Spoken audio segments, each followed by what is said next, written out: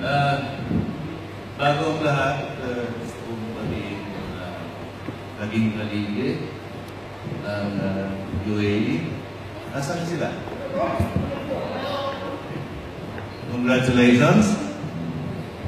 And thank you for still being around, giving you unmitigated support to the Kapatiran. I would like to congratulate the officers, and especially Gemma. You have steered the track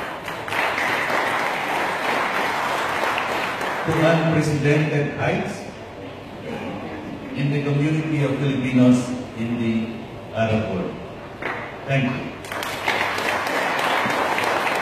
And of course, hindi nila kaya gawin yan without you. The brass and the sis. And of course, the families who unwaveringly extended their support to their husbands and wives. Salamat po. Maraming salamat.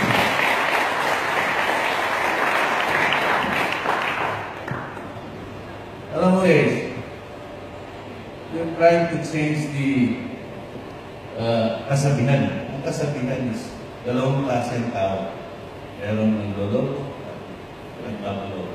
Dinagdagan pa ng dalawa. Merong nag-uto at nagpapaloko.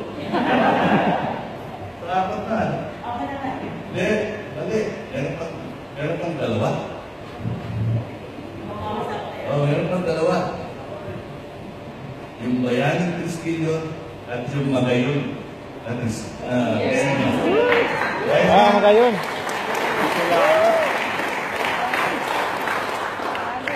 Siguro tama ka. Sabi ko na lahat ng dapat ko sabihin. Anyway, let me echo the message of the Consul General.